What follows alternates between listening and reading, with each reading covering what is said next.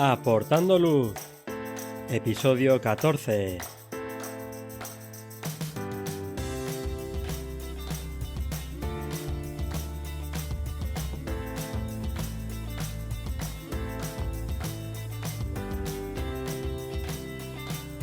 Hola, ¿qué tal? Bienvenidos a este nuevo episodio de Aportando Luz, el podcast en el que hablamos de fotografía nocturna, su técnica, consejos y equipo.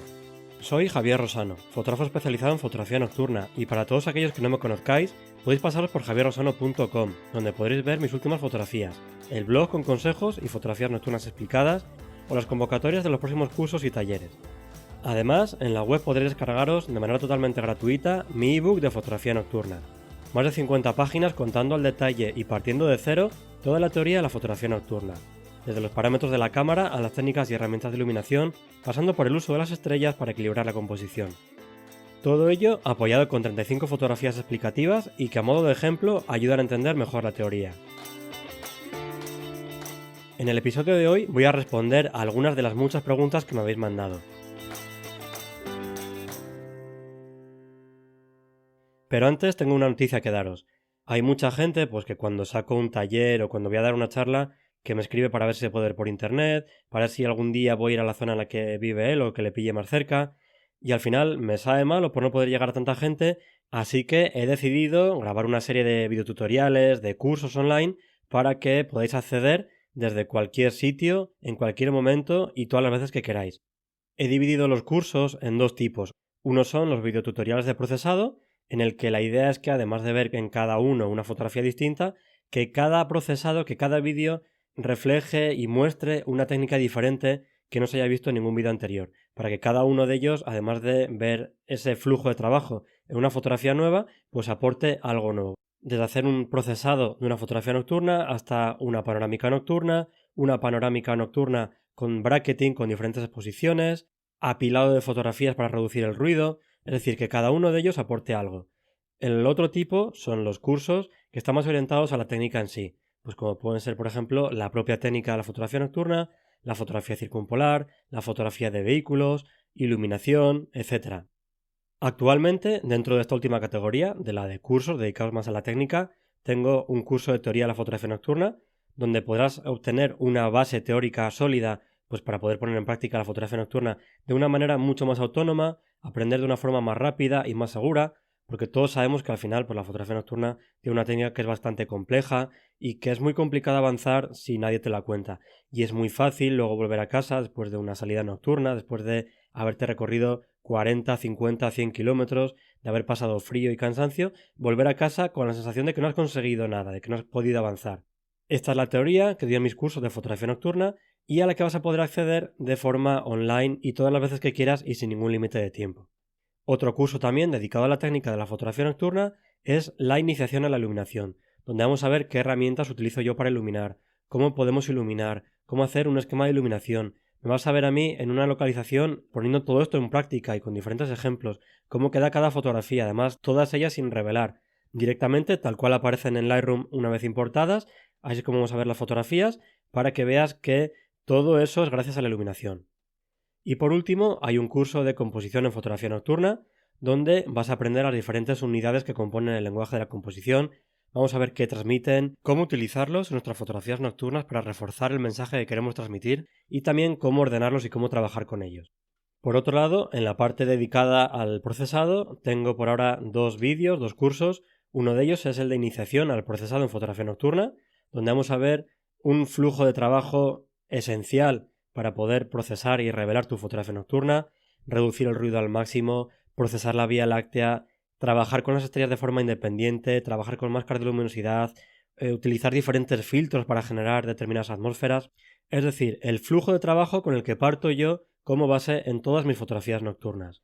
Y por último, un procesado ya algo más avanzado, como es el procesado de una fotografía nocturna panorámica, en este caso el Castillo de Loarre, donde partiremos de 30 archivos RAW, los revelaremos en Lightroom, los apilaremos en Photoshop para reducir el ruido al máximo, montaremos una panorámica para conseguir un único archivo que llevaremos a Photoshop para procesarlo y conseguir por fin la fotografía final. Y estos son los cursos que tengo ahora mismo publicados en mi página web, pero iré sacando dentro de poco cursos dedicados a la iluminación de vehículos, cursos de fotografía circumpolar, cómo hacer una panorámica en el campo, cómo hacer un procesado con bracketing de diferentes exposiciones, un curso de iluminación avanzada en fotografía nocturna. Y si tenéis cualquier sugerencia, cualquier carencia que notéis en vuestra formación, pues no tenéis más que mandarme un email o contactarme por las redes sociales para sugerirme cualquier curso que os interese que haga. Y como ahora mismo estamos en el periodo de lanzamiento, os voy a ofrecer un descuento del 15% en todos los cursos que están ahora mismo publicados hasta las 23:59 del miércoles día 9 de septiembre. Para eso solamente tenéis que ir a la página javierrosano.com/formación-online.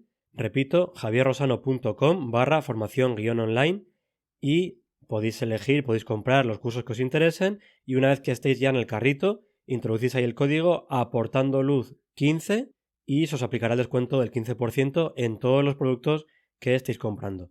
Repito, esto es solamente válido hasta las 23:59 del miércoles día 9 de septiembre. Y ahora ya sí, vamos con vuestras preguntas y con mis respuestas. Empezamos por la pregunta de Rafa que me dice: tengo una Nikon D7200, aunque no la he exprimido mucho, quiero dar el paso a una full frame y ahora es momento de comprar la Sony A7 II a 1000 euros con el objetivo de kit 24-70. He estado viendo contenidos y opiniones sobre dicha cámara y por lo visto el menú es difícil, pérdidas de estrellas y viñeteo por lo pequeña que es la montura.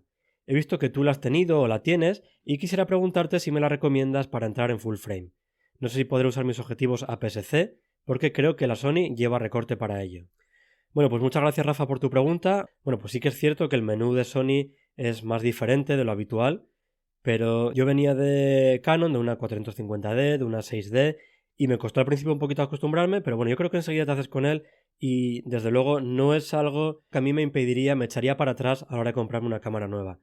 Sí que es verdad que la organización es un poco diferente, pero al final navegando por los diferentes menús directamente con el cursor hacia la derecha vas viendo de un vistazo todas las opciones que tienes en cada pantalla y al final consigues encontrar lo que quieres y si no siempre tienes la opción de hacerte un menú de favoritos, que es lo que utilizo yo, donde tengo todas las opciones que suelo utilizar siempre más a menudo. De esta forma las tienes siempre mucho más a mano y no tienes que andar navegando y buscando por todos los menús. Respecto al tema del Star Eater, para los que no lo conozcáis, han reportado problemas con alguna Sony A7 porque cuando pasas del modo bulb, lo que hace la cámara es, al limpiar el ruido de la fotografía, eliminar alguna de las estrellas. Yo en concreto no he notado nada. También es verdad que el 90%, 95% de mis fotografías son con 30 segundos de exposición o incluso menos, por lo que es normal que yo no lo haya visto. Y cuando paso de 30 segundos es o para hacer fotografías del suelo, donde la parte del cielo, donde las estrellas no me importan, o para hacer una circumpolar, que al tener las estrellas ya una traza mucho más larga, obviamente el software ya no debería confundirlas con ruido y por tanto no las va a eliminar. Sí que es verdad que a raíz de tu pregunta he hecho pruebas con las tres cámaras que tengo, la Canon 450D, la Sony A7 II y la Sony A7 III, y no he notado ninguna diferencia entre las tres fotos a nivel de estrellas. Voy a preparar una entrada para el blog para que podáis ver las diferentes imágenes y compararlas entre ellas. Respecto a lo que comentas del viñeteo por el tamaño de la montura, al final el tamaño de la montura y la distancia que hay desde la montura hasta el sensor, lo que nos van a limitar es la apertura máxima, ¿vale? Teóricamente, por lo que he estado viendo, la apertura máxima para una montura tipo E es de 0,63. Esta es la apertura máxima teórica, ¿vale? Os dejaré un enlace donde podéis ver esta comparativa, porque además analiza también esta apertura máxima teórica para otras monturas diferentes y sí que os puedo avanzar que la montura de Sony, la montura E, no se queda atrás del resto de monturas. Por encima de esta apertura de 0,63, que ya digo que es teórica, es la máxima teórica, que luego hay otros condicionantes, pues como pueden ser, no sé, condicionantes económicos, para que no salga muy caro el objetivo, de tamaño, de las propias lentes, de la calidad. Bueno, pues a partir de esa apertura teórica, de la máxima teórica, el viñeteo pues se deberá a la construcción del objetivo, pero igual que ocurre con cualquier otra montura, pero no por el diámetro de la apertura, ¿vale?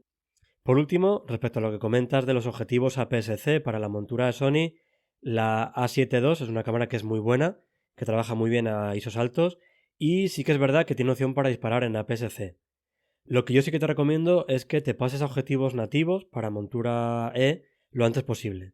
Yo estuve un tiempo, yo creo que fue más o menos como un año, con objetivos de Canon y con un adaptador y se nota mucho la diferencia en el enfoque, por la rapidez del enfoque, sobre todo en fotografía nocturna cuesta mucho más enfocar, por la entrada de luz, por el mal acople del adaptador, que eso además pues va a provocar una pérdida de contraste en nuestra imagen. Antes sí que es verdad que al principio solamente había objetivos de Sony que tenían precios muy altos, que eran casi prohibitivos, pero ya empieza a haber otras marcas que están entrando también en el mercado con montura E y que están haciendo ya objetivos mucho más baratos y con muy buena calidad. Así que mi consejo es que sí que es verdad que a lo mejor para no desembolsar mucho dinero al principio, te puedes comprar un adaptador y seguir utilizando tus objetivos antiguos de Nikon, pero sí que te recomiendo que lo antes posible te acabes pasando ya a objetivos nativos para Sony. Bueno, pues aquí terminamos ya la pregunta de Rafa y relacionada con esta pregunta de Rafa vamos a una pregunta que nos hace Juan y me dice: he visto que tienes o tenías una Canon 6D y también una Sony A7 y utilizas objetivos Canon. Estoy barajando hace tiempo el comprar una Sony A7 porque he leído que las lentes Canon, tengo tres, pueden valer para la Sony si se le incorpora un adaptador. Me preguntaba si por favor me podrías aconsejar alguno en concreto. Bueno, pues yo tenía una Canon 6D, como bien dices, y como ya sabéis los que habéis escuchado el primer episodio del podcast, pues murió ahogada en el mar de Nueva Zelanda. El primer día de la luna de miel, se me cayó al agua con el trípode y ahí se acabó ya su aventura. El siguiente cuerpo que me compré fue la Sony A7 II, pero como decía antes, al final pues te compras una cámara nueva, si también quieres comprar objetivos ya es mucho desembolso, así que aproveché al principio los objetivos que tenía para la 6D, aunque siempre pues teniendo en mente que antes o después me iba a cambiar a objetivos nativos. Además sí que es verdad que la mayoría de objetivos Canon funcionan con la montura E, pero sí que es verdad que había alguno, creo recordar que era el 50mm 1.8, que no conseguía enfocar. A la motivación económica se junta también que no tenía todavía muy claro si la Sony A7 me iba a gustar, así que tampoco me gasté mucho dinero en el adaptador, porque había dos opciones: o bien me gustaba Sony y entonces me iba a acabar comprando objetivos nativos, o bien volvía otra vez a Canon, por lo que ese adaptador tampoco me iba a durar mucho tiempo en un caso o en el otro.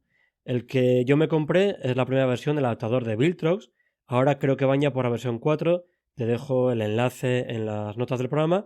Y sí que recuerdo que, al menos en su momento, si bien yo creo que había también adaptadores de Sigma, en su momento los que tenían mejor fama eran los de Metabons, pero eran para lo que yo estaba buscando, como decía antes, yo creo que eran muy caros, así que no me compensaba.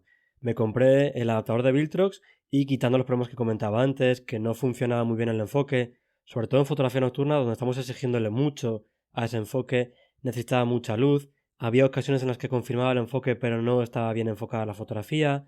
Esas veces que entraba un poquito de luz por las rendijas, porque al final del propio peso del objetivo se vencía un poquito y se abría por arriba, quedaba una ranurita por la parte de arriba, y incluso había tutoriales en internet para forrar y evitar que esa luz entrara. Pero bueno, tampoco estuve mucho tiempo con él. Una vez que ya vi que la Sony me gustaba, pues ya, como decía, empecé a comprarme objetivos de Sony y terminé vendiendo los que tenía de Canon en el mercado de segunda mano. Bueno, pues muchas gracias, Juan, por tu pregunta. Espero habértela respondido y si no, pues nada, me comentas y te sigo ayudando. Vamos ahora con Ricardo, un amigo mío que además ha venido a alguno de los talleres, también a la charla fotografía nocturna, y hace unas preguntas que de verdad son muy muy buenas. La primera pregunta es: ¿qué peso le das en tus tomas a la fase de planificación, de composición, de realización y de procesado? Bueno, pues es una pregunta que es también muy difícil de responder porque va a depender mucho de la fotografía. Si, por ejemplo, no sé, se me ocurre, yo quiero hacer una foto con el arco de la Vía Láctea o con la Vía Láctea en una posición determinada, pues vertical, en diagonal. En esos casos sí que es muy importante la planificación tanto de la fecha como de la hora. Si no haces esta planificación, pues la foto será otra diferente, pero no la que yo tengo en mente, ¿vale? La Vía Láctea no va a estar donde yo estaba buscando. Entonces, en estos casos, sin planificación no hay foto. Luego también respecto a la fase de planificación, pero la parte de meteorología, bueno, pues si tengo el cielo cubierto, es muy raro que haga alguna fotografía nocturna. Con cielo completamente cubierto, solo suelo hacer fotografía de vehículos.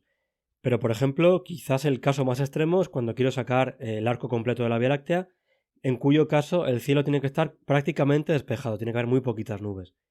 Para el resto de los casos, pues prefiero que haya nubes para tener textura y color en el cielo y que además no sea todo tan uniforme, pero no es tan limitante como lo que decía antes de cielo completamente cubierto, ¿vale? Respecto a la fase de realización, pues si voy a hacer un esquema de iluminación complejo, en ese caso lo más importante es que sea muy bueno ese esquema. Sin un buen esquema, la iluminación no funcionará y no vamos a conseguir sacar volumen, sacar texturas, coherencia o contraste tonal.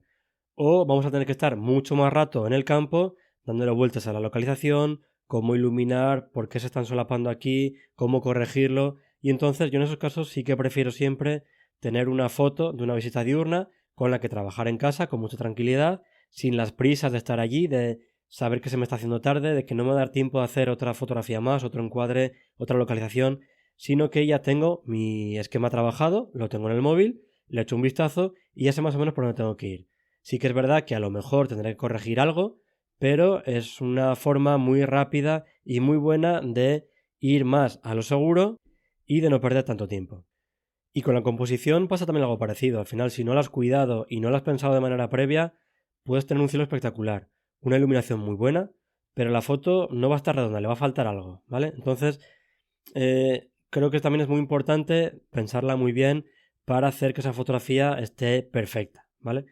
Y por último, el procesado es algo también que es muy importante, pero que no va a mejorar una foto que esté mal compuesta o que esté mal iluminada o lo que hablaba al principio de planificación, una panorámica con la Vía Láctea y que haya un montón de nubes. Con un buen procesado puedes sacar texturas, puedes quitar ruido, puedes generar volumen, puedes guiar la mirada del espectador, sacarle más partido a la Vía Láctea y, en definitiva, puedes hacer que una foto buena, que esté bien planificada, como decía antes, que esté bien compuesta y bien iluminada, pase a ser muy muy buena, ¿vale? Entonces, para mí es algo que es imprescindible y no hay fotografía nocturna que publique sin haberla procesado antes. Por resumir, una mala planificación puede hacer que no tengas foto. La compo y el trabajo en el campo de iluminación va a definir si la foto es mala o es buena. Y el procesado va a hacer que una foto que es buena pase a ser una foto muy buena. Luego Ricardo me hace también otra pregunta y es ¿qué herramientas utilizas en la fase de procesado? ¿Tienes un flujo definido o lo vas adaptando al tipo de imagen? ¿A qué le das más peso? ¿Al revelado o a la edición? Bueno, pues yo utilizo Lightroom y Photoshop, aunque sí que es verdad que estoy empezando a utilizar Capture One porque Capture One, al menos con Sony, de primeras te van a mostrar un mejor resultado nada más importar la foto. Con Lightroom puedes llegar a lo mismo, pero sí que tienes que empezar ya a mover más deslizadores, a trabajar un poquito más. Pero lo que sí que estoy viendo ahora es que cuando levantas sombras o estás enfocando en Capture One, pues este programa Capture One lo hace mejor que Lightroom. Hay cosas en las que Capture One todavía no puedo hacer, que no puedo sustituir a Lightroom, por lo que va a depender también mucho de la fotografía. Si es una fotografía que no esté hecha a un ISO muy alto o que no tenga que levantar sombras, prefiero seguir utilizando Lightroom. Respecto al flujo de trabajo, sí que tengo un flujo definido. Creo que es algo muy importante a la hora de hacer el proceso de fotografía nocturna para que tu trabajo no sea caótico, que siempre tengas los mismos pasos para que así no te olvides de ninguno. Aunque todo esto lo podéis ver en el curso que comentaba antes, de iniciación al procesado en fotografía nocturna, yo lo que tengo es una serie de fases en las que voy trabajando el detalle, el color y las luces de forma separada. Y sí que es verdad que hay fotos en las que algunos de los pasos de esas fases pues no es necesario, como aplicar un filtro, trabajar en detalle las luces, separar las estrellas, y en esos casos sí que no lo aplico, ¿vale? Pero sí que tengo un flujo y un orden definido que siempre sigo, aunque haya pasos que no vaya aplicando. Respecto a tu pregunta de a qué le doy más peso, si al revelado o a la edición, por tiempo y dedicación es al procesado en Photoshop lo que más tiempo me lleva, ¿vale? Pero sí que es verdad que el resultado final depende mucho del trabajo previo en Lightroom, que es donde vamos a conseguir un archivo muy bueno, un buen punto de partida en definitiva, para poder trabajar luego en Photoshop con un archivo con mucha calidad, con poquito ruido, con una imagen muy neutra y donde vamos a poder sacarle toda la chicha y toda la fuerza a nuestra fotografía. Otra pregunta más de Ricardo, otra pregunta también muy buena, es la siguiente. Además de la composición con la luz, que es clara y evidente en tus imágenes, ¿utilizas el color como elemento compositivo? ¿De qué manera? ¿Qué otros elementos compositivos utilizas? Bueno, pues aquí elementos compositivos hay muchos, ¿vale? A mí me encanta utilizar las líneas para guiar la mirada, me gusta mucho utilizar el punto, los círculos, que además los círculos en fotografía nocturna es algo que es más fácil de conseguir que en fotografía diurna. Me gusta también jugar mucho con la profundidad, con la textura, con la escala y, como dices, el color. El color es algo que utilizo siempre en las fotografías nocturnas, principalmente cuando ilumino, porque ahí puedo escoger yo qué colores voy a utilizar en la fotografía nocturna y entonces sí que combino colores complementarios para jugar con los tonos cálidos, tonos fríos e incluso también alguna vez con la tríada, estos colores que están separados 120 grados en la rueda de color. Incluso cuando no ilumino y me meto en el encuadre para que aparezca mi figura, intento jugar también con las escalas. Intento que el color de la ropa pues también ayude en la composición, que sea un tono llamativo, que contraste con el resto de colores de la imagen. Otro ejemplo también muy claro a la hora de utilizar el color es la propia contaminación lumínica. A mí no me suele molestar que haya contaminación lumínica. Sí que es verdad que hay veces que cuando te incide directamente en tu sujeto, en tu localización, pues te impide hacer la foto que llevas en mente, te impide iluminar de una manera correcta, pero hay veces que lo aprovecho o incluso que lo realzo. Por ejemplo, cuando aparece en el cielo, cerca del horizonte, esta típica zona anaranjada por culpa de la contaminación lumínica, es algo que yo creo que crea un contraste con el tono azul del cielo a su alrededor y que, pues en ocasiones, como decía, realzo para provocar, para enfatizar este contraste. Todo esto de los elementos compositivos en fotografía nocturna lo podéis ver con mucho más detalle en la lección 4 del curso de composición en fotografía nocturna. Y por último, la última pregunta de Ricardo me dice: ya en la parte de cacharreo, en la charla que diste en el Centro Cultural Gloria Fuertes en Madrid, comentaste que habías transformado una linterna LED fría en una linterna cálida mediante el cambio de LED. ¿Es posible hacerlo en cualquier linterna LED? ¿Dónde se pueden comprar LED con temperatura cálida? ¿Podrías poner algunos enlaces donde se pueda ver cómo realizarlo? Bueno, pues eso es. Yo lo que buscaba era una linterna LED que tuviera la regulable y que además fuera con luz cálida. En su momento, no sé ahora, pero me parece que tampoco hay muchas, pues en ese momento no encontré ninguna. Así que lo que yo hice fue comprar una linterna que fuera zoomable, es decir, que el haz fuera regulable para poder abrir y cerrar más, y le cambié el LED. En esa época, que fue por 2013, creo recordar, me decidí por una Yale T9, que creo que ya está descatalogada, y el LED que llevaba es un Cree X-Lamp XM-L. Y lo que tuve que hacer es buscar ese mismo modelo de LED, pero en vez de con el blanco frío, con un blanco cálido. Y el cambio es tan simple como quitar la soldadura del LED frío y soldar de nuevo el LED cálido. Te voy a dejar un enlace en las notas del programa para que veas la linterna y el antes y el después de la iluminación. Respecto a cambiar el LED, en principio yo creo que sí que se podría hacer para cualquier linterna, ¿vale? Tampoco soy ningún experto, pero lo normal es que para cada LED haya una versión en blanco frío, en neutro y en cálido. Lo único que tienes que hacer, lo mismo que hice yo, buscar la versión cálida del LED que tenga la linterna y sustituir el que trae la linterna por este que has comprado. No recuerdo la tienda donde compré yo el LED cálido. He encontrado una, os dejo la dirección, la página web en las notas del episodio, que tiene buena pinta, pero seguro que en España hay alguna otra porque esta creo que es de Estados Unidos. También te dejo en las notas del programa dos enlaces a vídeos de YouTube. En uno se ve el cambio de LED en la linterna que yo comentaba, la Yale T9, y en otro a una LED Lenser, ¿vale? Yo creo que con esto te puedes hacer una idea de cómo es de sencillo hacer el cambio de LED. Vamos con otra pregunta más. Esta es de Luis, que me dice: ¿puedo hacer fotografía de la Vía Láctea con una cámara Sony HX400V de sensor 1/2.3 pulgadas? Bueno, a ver, he estado mirando y yo no la conozco de primera mano porque no la he tenido y tampoco la he visto nunca en ningún compañero mío. Pero la Sony HX400V es una cámara que tiene 20 megapíxeles, tiene una apertura máxima de 2,8 usando la focal más corta, que son 24 milímetros en el equivalente de full frame, y tiene también un ISO máximo de 3200. Por apertura e incluso por ISO máximo y angular no habría ningún problema. Pero claro, esta cámara tiene un sensor que es muy pequeño, ¿vale? Tiene un factor de recorte de 5,5 aproximadamente, es decir, comparado con una full frame es muy pequeño. Y además, para ese tamaño del sensor tan pequeño, tiene muchos megapíxeles, tiene 20 megapíxeles, por lo que es probable que tenga mucho ruido incluso a ISOs bajos. Y entonces la calidad de la foto al disparar a ISO 3200 puede no ser suficiente, ¿vale? Yo no lo he probado, ya te digo, no he visto tampoco ninguna fotografía a ISO 3200, pero bueno, todo es probarlo. También puede ser que la propia cámara procese el ruido para eliminarlo de la fotografía, pero obviamente a costa de perder nitidez. Además también tiene otro problema y es que no se puede disparar en RAW, por lo que tampoco luego vas a poder mejorar mucho el ruido en procesado. Es una cámara con la que yo creo que sí que se pueden hacer muchas cosas en fotografía nocturna. Puedes hacer fotografía nocturna de vehículos, puedes hacer fotografía donde ilumines tú trabajando con ISOs de 800, ISO de 1600, pero yo creo que en la fotografía de Vía Láctea, que requiere utilizar ISOs muy altos, no creo que sea una de ellas, ¿vale? En la lección 2 del curso de teoría de la fotografía nocturna hablo del equipo necesario para fotografía nocturna y de las necesidades específicas para la fotografía de Vía Láctea. Luego hay una pregunta que me ha llegado por muchos lados y es ya además muy recurrente, y es: ¿intervalómetro con cable o sin cable? Bueno, pues yo os puedo contar mi experiencia, y es que con los disparadores sin cable no he tenido muy buenas experiencias. Siempre he tenido problemas de o que disparo la cámara de un compañero, o que desde donde yo estoy la cámara no ve el mando y no me funciona.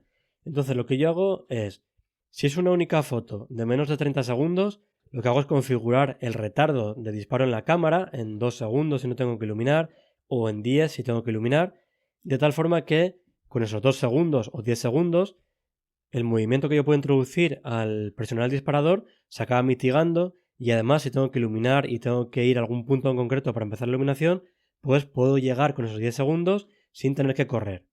Luego además, si es una foto de menos de 30 segundos y aparezco yo en el encuadre, lo que hago es utilizar el móvil para disparar. Sony tiene una aplicación para el móvil en la que puedes disparar la cámara, puedes configurar el balance de blancos, el ISO, el tiempo de exposición y luego también puedes ver la foto. De esta forma me ahorro ir de aquí para allá y sin moverme del sitio donde estoy puedo ver la foto y volverla a repetir.